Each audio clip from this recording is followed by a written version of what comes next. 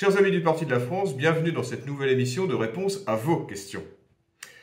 Première question, que pensez-vous de la condamnation de Marine Le Pen, qui n'a d'ailleurs pas été toute seule à être condamnée, puisqu'il y a un certain nombre de députés européens et d'assistants parlementaires qui ont été condamnés. Alors, je vais être relativement bref, étant donné qu'il y a un forum du Parti de la France très complet que nous avons enregistré avec Maxime Morlon qui aborde cette actualité politique et judiciaire et nous avons détaillé notre analyse. Donc je vais vous la rappeler puisque la politique c'est aussi l'art de la répétition pour ceux qui n'auraient pas vu cette émission, qui n'auraient pas encore vu ce forum. Eh bien, vu les faits qui étaient reprochés à Marine Le Pen, vu la législation en vigueur, je ne vois pas du tout comment Marine Le Pen aurait pu ne pas être condamnée, car elle a enfreint toutes les règles en matière d'utilisation des assistants parlementaires. Alors, qu'elle ait enfreint ces règles et qu'elle soit condamnée, c'est une chose. Ensuite, la lourdeur de la peine, effectivement, peut poser question. Mais si l'on s'en tient seulement à la législation, le système mis en place par Marine Le Pen et ses proches est tombé évidemment sous le coup de la loi. Ensuite, ce que l'on peut remettre en cause, cette législation. C'est ce que nous faisons au Parti de la France. Nous estimons que des parlementaires, qu'ils soient français ou européens, doivent pouvoir utiliser leurs assistants comme bon leur semble. Ce n'est pas à l'institution d'expliquer aux parlementaires comment ils doivent faire de la politique, comment ils doivent utiliser leur personnel. Donc, effectivement, cette législation devrait être réformée. Mais à partir du moment où cette législation existe, il était très imprudent de l'enfreindre de manière quasi industrielle comme l'a fait Marine Le Pen. Ce qui rend logique cette condamnation, mais je ne dis pas justifiée puisque je suis contre cette législation. Et enfin, concernant l'inéligibilité, nous estimons au Parti de la France que la peine d'inéligibilité ne devrait même pas exister. C'est-à-dire que ce n'était pas au juge d'expliquer aux Français qu'ils peuvent voter pour un tel ou un tel. Je pense que n'importe quel citoyen français devrait pouvoir se présenter aux élections et que c'est au peuple de juger. Ce ne sont pas des juges, des magistrats qui doivent décider si un tel ou un tel est digne ou non de se présenter à une élection. Nous estimons que la peine d'inéligibilité ne devrait pas exister en droit français. Alors, un auditeur me demande, est-ce un mal pour un bien ? L'élimination, on va dire, politique, électorale de Marine Le Pen. Au Parti de la France, vous savez que nous n'avons aucune confiance ni humaine ni politique en Marine Le Pen. D'ailleurs, elle n'a fait que nous prouver au cours de ces dernières années et que systématiquement de nous donner raison, que ce soit d'un point de vue stratégique, d'un point de vue idéologique. Effectivement, même si sa condamnation peut paraître injuste, c'est en tout cas, nous estimons au Parti de la France que son élimination, sa mise de côté, est une bonne nouvelle pour le camp national, puisque Marine Le Pen est une machine à perdre. Marine Le Pen est quelqu'un d'usé politiquement, je dirais même physiquement, et qu'aujourd'hui, les Français, l'électorat français, a besoin de nouveautés. Et cette nouveauté n'est pas incarnée, et d'espoir aussi, n'est pas incarnée par Marine Le Pen, qui a déjà échoué par 3 fois à l'élection présidentielle, pas forcément de sa faute, bien sûr, c'est pas ce que je veux dire, même si elle y est peut-être pour une partie, mais aussi évidemment de l'incapacité des Français à être suffisamment lucides pour voter pour quelqu'un qui incarne le redressement national, qui est censé l'incarner tout du moins. Mais en tout cas, voilà. L'élimination politique de Marine Le Pen, je pense, n'est pas une mauvaise nouvelle pour le camp national. Et d'ailleurs, on a pu le voir que les réactions, par la faible mobilisation lors de son rassemblement, son meeting qu'elle a fait place Vauban, ça prouve que les Français ne sont pas forcément très attachés à la personne de Marine Le Pen et savent qu'il y a d'autres candidats du Rassemblement national, tout du moins un, qui fait l'unanimité au sein de l'électorat, c'est Jordan Bardella. qui, même s'il est sur la même ligne politique que Marine Le Pen, j'estime que lui a une chance de l'emporter en 2027, alors que Marine Le Pen n'en a aucune. Donc il est peut-être probable que nos magistrats, que le système lève la peine d'inéligibilité en appel pour permettre à Marine Le Pen justement de se présenter en 2027, puisqu'il apparaît que c'est la candidate, on va dire, qu'elle sera plus facilement battue par le candidat de gauche ou d'extrême centre qu'elle aura en face d'elle, alors que Jordan Bardella sera peut-être plus compliqué à éliminer qu'une Marine Le Pen qui a fait les preuves de sa médiocrité. On me demande quand est-ce que j'ai su que Marine Le Pen était une femme de gauche. Eh bien, Marine Le Pen a toujours été obsédée par la dédiabolisation, obsédée par n'a jamais en fait assumé d'être la fille de Jean-Marie Le Pen. Ça lui a provoqué psychologiquement beaucoup de dommages, on va dire, lors de son enfance, de son adolescence, de sa vie de jeune femme, puisque il n'est pas anodin d'être la fille de Jean-Marie Le Pen, qui était ultra diabolisé dans les années 80, dans les années 90, et je pense que ça a été un traumatisme pour Marine Le Pen, d'où ce rejet de tout l'héritage politique de son père. Et donc c'est quelqu'un qui véritablement, oui, est une femme de gauche, vaguement patriote.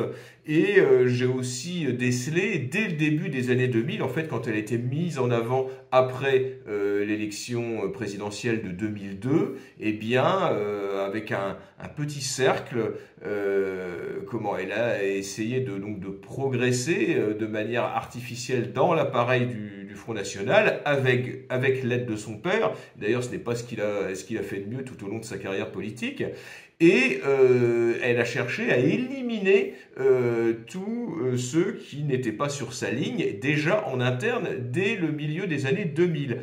Pour aboutir à la campagne de 2007, une campagne qui était recentrée, qui était à gauche et qui s'avérait électoralement catastrophique, puisqu'en fait, en 2007, l'équipe de campagne de Jean-Marie Le Pen, dont Marine Le Pen faisait partie, eh bien, a essayé de faire, en gros, le deuxième tour que Jean-Marie Le Pen n'a pas pu faire en 2002, pendant la quinzaine de la haine, sauf que pendant ce temps-là, Nicolas Sarkozy faisait une OPA sur sur les thèmes de prédilection du Front National, et que les électeurs ont préféré la copie à l'original, ce qui a fait un score médiocre de Jean-Marie Le Pen à cette élection présidentielle, et c'est Nicolas Sarkozy qui a remporté le jackpot. Ça c'est Marine Le Pen, on a décelé qu'elle était un danger pour le Front National tel que nous le connaissions, et qu'elle n'était pas du tout sur la ligne de son père, sur la ligne historique du Front National. On me demande qu'est-ce que je dirais à Marine Le Pen si je la croisais dans la rue. Bien, écoutez, je ne lui dirais rien, je n'ai rien à lui dire, elle sait ce que je pense d'elle.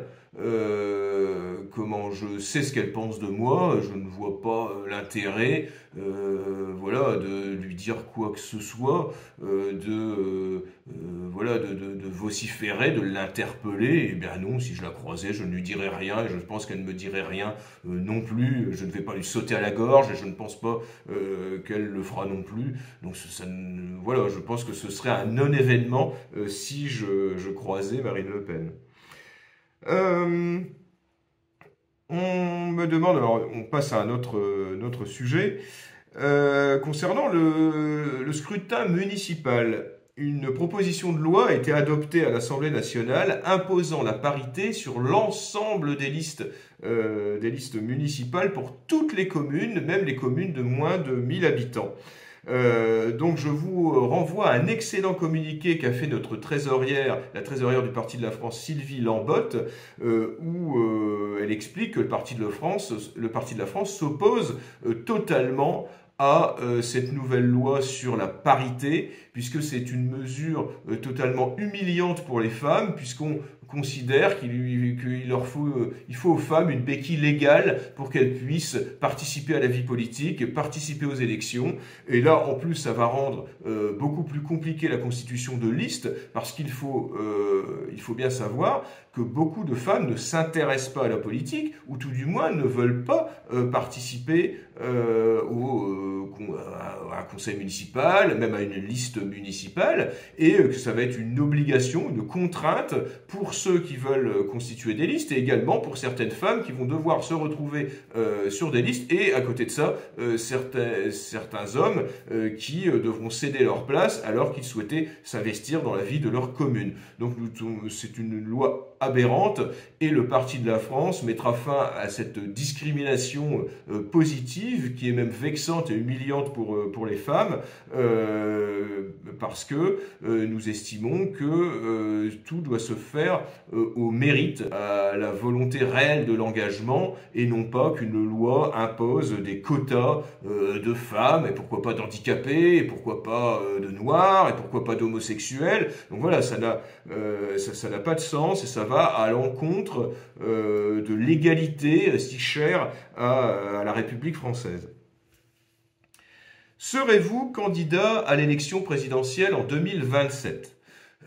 En l'état actuel des choses, je ne vois pas comment je pourrais être candidat, par manque de moyens logistiques et de moyens financiers. C'est-à-dire qu'en fait, la plus grande difficulté pour être candidat à une élection présidentielle, c'est d'obtenir les 500 parrainages. Et ces 500 parrainages, ils n'arrivent pas d'un coup de baguette magique, d'un claquement de doigts, en particulier pour un parti politique comme le Parti de la France, et il faut s'y prendre au moins un an à l'avance, avec suffisamment de moyens financiers pour dédommager toutes les personnes qui iront à la recherche des signatures, des parrainages, qui sont de plus en plus durs à obtenir, puisque beaucoup de maires, puisque leurs noms sont affichés, ne souhaitent pas donner de parrainage, afin de ne pas avoir de problème politique dans sa commune ou au sein de son conseil municipal, puisque maintenant, en fait, l'État a fait en sorte que le parrainage devienne une démarche politique ostentatoire, alors que ça ne l'est pas, puisque à l'origine, il s'agit juste d'attester du sérieux du candidat pour éviter d'avoir des candidats fantaisistes. Mais maintenant, c'est un obstacle, c'est un verrouillage républicain à cette élection, donc ce serait relativement compliqué. Et pour l'instant, comme je vous le disais, le Parti de la France n'en a pas les moyens. Si il s'avérait que dans les mois à venir, il y avait une possibilité pour que je puisse réellement présenter ma candidature, tout du moins faire une recherche réelle des signatures, parce que voilà, quelque chose que je ne ferai pas, c'est une candidature fantôme en disant, voilà, devant 50 personnes, dire, voilà, je me présente à l'élection présidentielle et faire semblant. Non, au Parti de la France, nous faisons de la politique sérieusement et nous ne comptons pas juste faire un effet d'annonce pour dire, voilà, Thomas Joly est candidat pour espérer obtenir quelques miettes médiatiques, tout en sachant qu'on ne réunira pas ou on ne cherchera même pas les parrainages pour l'élection présidentielle. Donc nous, au Parti de la France, quand on se présente à des élections, on s'y présente vraiment, réellement. Donc là, s'il y avait une possibilité pour que nous puissions avoir les signatures et avoir une assise financière qui nous permettrait d'avoir une candidature à l'élection présidentielle, eh bien oui, nous irons et vous serez les premiers au courant puisque nous ferons cette annonce. Mais en l'état actuel des choses, il n'est pas sérieusement possible d'envisager une telle candidature. Êtes-vous inquiet des droits de douane américains dont on parle beaucoup, hein, que veut imposer Donald Trump, et à la baisse de la bourse en conséquence? Non, je ne suis pas inquiet. Je ne suis pas inquiet parce qu'en fait, c'est le mondialisme, le monde sans frontières, le libre-échange mondial qui est en fait en train de... Peut-être on assiste au début de l'effondrement de ce monde sans frontières, cet espace économique où il n'y a plus de barrières douanières, il n'y a plus de taxes entre les pays, tout le monde concurrence tout le monde. Eh bien, voilà, la première puissance mondiale, les États-Unis, Donald Trump veut protéger les emplois des Américains et le pouvoir d'achat des Américains. Alors on entend tout et n'importe quoi. On voit même des communistes, des gens d'extrême gauche qui se lamentent de la baisse du CAC 40, de la baisse de la bourse, alors qu'ils ne font que s'en prendre à longueur d'année aux spéculateurs boursiers. Donc c'est tout à fait risible parce que là, à partir du moment où c'est Donald Trump qui serait responsable d'une baisse de la bourse, à partir de ce moment-là, c'est le diable. C'est assez drôle tout de même de voir cette hypocrisie, cette schizophrénie de la part des opposants hystériques à Donald Trump. Et en fait, Donald Trump, ce qu'il fait, c'est qu'il est en train d'instaurer le protectionnisme aux États-Unis dans l'intérêt des Américains et de son peuple. Alors ce n'est pas forcément dans l'intérêt de la France ou dans l'intérêt de l'Europe, mais en tout cas c'est un signal, c'est peut-être le commencement d'une transformation, on va dire, et peut-être de la fin de ce monde sans frontières que les idéologues globalistes veulent nous imposer et peut-être d'un retour à la protection de nos industries, de nos emplois, de nos technologies, chose qui n'était plus faite depuis des décennies. Et donc je pense que c'est plutôt une bonne chose si dans le monde entier, eh bien, les gouvernements s'occupent en priorité des intérêts de leurs nationaux, des intérêts de leur économie, avant d'être soumis à certains dogmes globalistes qui détruisent des pans entiers, des secteurs entiers dans des pays, que ce soit l'agriculture, que ce soit la technologie, l'industrie. Eh bien, on a pu le voir dans beaucoup de pays, tout cela a été mis à terre par cette idéologie mondialiste, par cette concurrence déloyale de pays du monde entier, et qu'au nom du libre-échange, du libre-échangisme mondial, eh bien, on laissé concurrencer nos agriculteurs, nos industriels, par des pays qui n'ont pas les mêmes législations sociales en vigueur, ni les mêmes normes qu'on impose, par exemple, à nos agriculteurs. Donc j'estime que alors déjà, je ne suis pas inquiet, puisqu'il n'y a pas une baisse si énorme de la bourse, et d'ailleurs, ça remonte rapidement, il suffit que... Parce qu'en fait, ce que fait Donald Trump, c'est de la négociation commerciale, c'est-à-dire, je vous mets 40% de droits de douane, mais on peut toujours négocier. Ce que veut Donald Trump, c'est un échange, un accord gagnant-gagnant, c'est-à-dire qu'il ne veut pas que ça pénalise les États-Unis. Donc il y a moyen, d'ailleurs il y a énormément de pays qui ont pris contact avec l'administration de Donald Trump pour justement négocier au mieux de leurs intérêts, au mieux des intérêts des pays et au mieux des intérêts des Américains, ce que souhaite Donald Trump. Et on peut tout à fait le comprendre. C'est parce que nous n'avons pas plus l'habitude d'avoir des gouvernants qui prennent en compte, en priorité, les intérêts du peuple français et de la nation française. Êtes-vous favorable aux classes par niveau à l'école ? Oui, je suis tout à fait favorable. Je pense que l'égalitarisme est totalement débilitant, et que de faire des classes, voilà, de vouloir mélanger tout le monde au nom du collège unique, qu'on va faire du plus mauvais jusqu'au meilleur, et bien on va tous les faire arriver au bac, et puis bon voilà, on voit ce que ça donne, on voit l'échec de cette politique égalitariste imbécile. Donc oui, il faut des classes par niveau, non pas pour discriminer des élèves, mais pour pouvoir les faire progresser de manière différente, puisque il n'est pas normal qu'un très bon élève soit plombé en fait par de très mauvais qui sont dans la classe, parce qu'on le sait très bien, on sait très bien comment ça se passe. C'est qu'en fait, bien souvent, le rythme scolaire d'une classe est donné par les éléments les plus médiocres, puisque les instituteurs ou les professeurs sont obligés, ce qui est normal, de s'assurer que tout le monde comprend la leçon, comprend l'exercice, et donc en fait, ceux qui ont le plus de difficultés freinent l'apprentissage des autres. Donc les classes par niveau, c'est une évidence pour moi. Ne pensez-vous pas que les enfants vont trop tôt à l'école et ne devraient y entrer qu'au CP ? Eh bien non.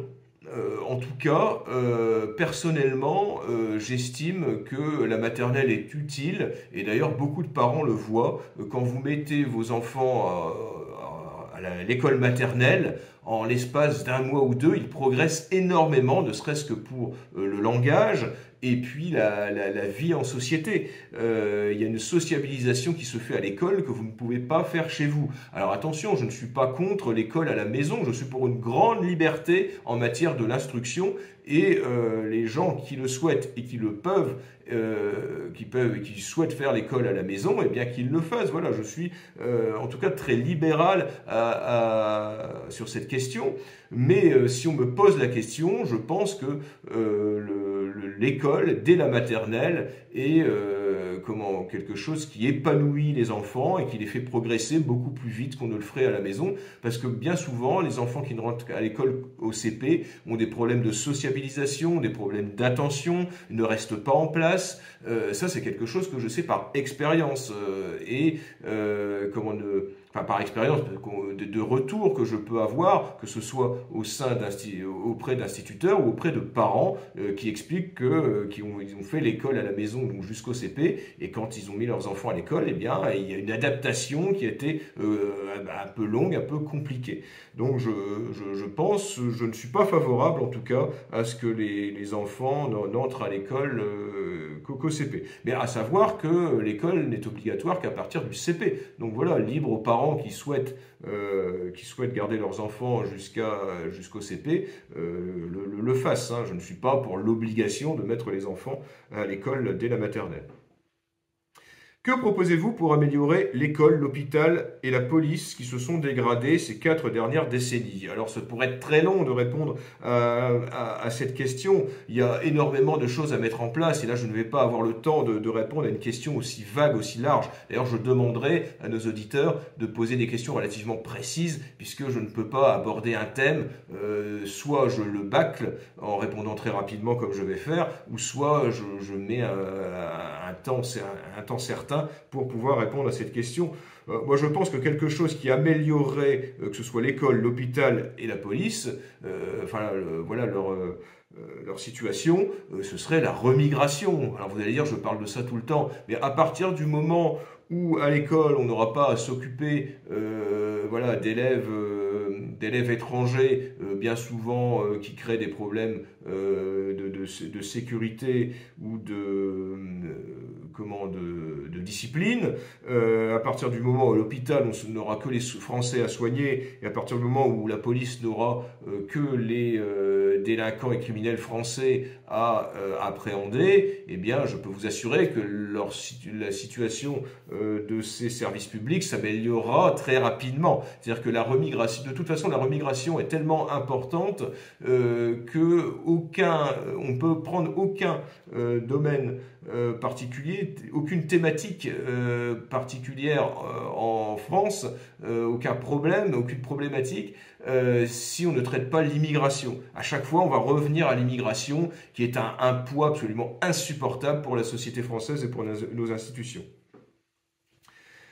Que vous inspirent les méthodes de Nayib Bukele, le président du Salvador, concernant la gestion de la pire espèce de criminels que sont les sicarios? Alors effectivement, on a pu voir que ce petit État d'Amérique centrale, le Salvador, avait connu une criminalité absolument énorme, que c'était un des pays les moins sûrs du monde et qu'il est devenu un pays maintenant peut être sûrement plus sûr que la France grâce à une politique autoritaire et volontariste de son président Nayib Bukele qui a mis hors d'état de nuire les gangs de narcotrafiquants, les gangs de kidnappeurs, les gangs de violeurs. Tout ça, il les a mis en prison, et pour beaucoup en prison à vie. Il a éliminé les gangs de son pays, et son pays est devenu un pays sûr. C'est une question de volonté. Alors oui, il faut s'inspirer des méthodes qui fonctionnent.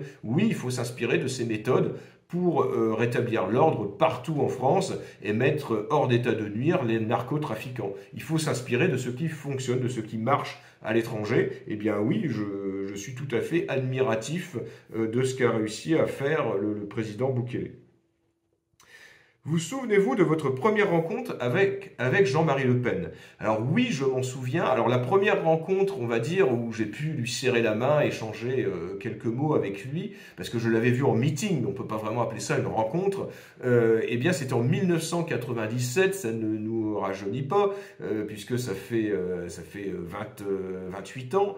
Eh bien j'avais rencontré Jean-Marie Le Pen à l'université d'été du FNJ, qui était organisée au château du CNC de Roger Olindre à Neuvy-sur-Barangeon. Et Jean-Marie Le Pen, à chaque université d'été, il se rendait une journée au château de Neuvy-sur-Barangeon et nous pouvions échanger avec lui. Donc voilà, j'avais très peu échangé parce que à l'époque j'étais tout jeune, j'étais un fan de Jean-Marie Le Pen et j'étais forcément intimidé. Et donc voilà, j'ai pris une photo avec lui, je lui ai serré la main, et je l'ai surtout écouté dans des conditions qui n'étaient pas les mêmes qu'un meeting, qui était en fait où nous étions voilà, quelques-uns autour de lui, quelquefois dans la journée. Alors après, il était intervenu devant tous les universitaires voilà, pour faire un discours de politique générale adressé à la jeunesse, mais aussi après, ben, voilà, on pouvait se retrouver à quelques-uns au bar du château avec lui et pouvoir échanger. Donc voilà, je me souviens qu'à l'époque, je ne pense pas que je lui avais parlé beaucoup, j'avais surtout écouté, et donc c'était là ma première rencontre avec Jean-Marie Le Pen. Que pensez-vous de Florian Philippot et de son mouvement Les Patriotes? Et écoutez, Florian Philippot a été courageux dans son engagement contre la dictature sanitaire et également actuellement dans son engagement contre la guerre en Ukraine, c'est-à-dire contre les délires guerriers de notre gouvernement et de certains gouvernements européens. Et donc là, je salue cette initiative, mais toutefois, Florian Philippot n'est pas intéressé par la question identitaire. Florian Philippot ne prône pas la remigration, et ça c'est un problème. Et concernant le Frexit, eh bien écoutez, vous savez ce qu'au Parti de la France, on pense que le Frexit n'améliorerait rien. Voilà, c'est le Frexit, les Français s'en foutent. Objectivement, tout le monde s'en fout du Frexit, puisqu'on le voit, les candidatures sur le Frexit n'intéressent pas les électeurs. Alors je ne dis pas parce que les électeurs ne s'y intéressent pas qu'il faut forcément dire que c'est quelque chose de mauvais, mais honnêtement, le Frexit n'est pas dans les préoccupations des Français, et sortir de l'Union européenne de manière isolée n'améliorerait pas les choses, voire les aggraverait. Je pense que cette ligne est une impasse et ne correspond pas aux attentes de nos compatriotes, et en particulier quand cette ligne souverainiste n'est pas liée à une ligne identitaire. Autre question. La démocratie et la République sont-ils des miroirs aux alouettes? Sont-ils des illusions? Écoutez, je vous dirais que oui, on fait croire au peuple français qu'il vit dans une démocratie, mais on peut s'apercevoir qu'ils ne sont pas interrogés sur les grandes orientations de la nation. C'est-à-dire qu'on n'a jamais interrogé les Français pour leur demander s'ils étaient d'accord pour accueillir des millions d'étrangers extra-européens. On n'a pas interrogé les Français sur la peine de mort. Quand on les a interrogés justement, on en parlait, sur la Constitution européenne, elle a été rejetée, eh bien on leur a imposé, les parlementaires leur ont imposé. Donc effectivement, on peut se demander si nous sommes dans une réelle démocratie. Mais je dirais le plus grave, c'est que les Français, les électeurs, ne sont pas assez lucides pour s'apercevoir qu'ils votent en majorité pour des élus qui font l'inverse de ce qu'ils voudraient. C'est-à-dire qu'en fait, la majorité des Français est opposée à une poursuite de la politique migratoire telle qu'elle est pratiquée actuellement, mais ils continuent de voter pour des gens qui favorisent la colonisation migratoire de notre pays. Donc voilà, c'est une démocratie dévoyée, avec un peuple peut-être trop fainéant pour s'intéresser à la chose publique et comprendre qu'il faut cesser d'élire ceux qui sont les fossoyeurs de notre pays. Est-ce que le Parti de la France envisage l'interdiction de la franc-maçonnerie ? Écoutez, non. L'interdiction de la franc-maçonnerie, à partir du moment où une association, quelle qu'elle soit philosophique, occulte, ne commet pas d'infraction dans le domaine public, eh bien, comment il n'y a pas de raison de l'interdire.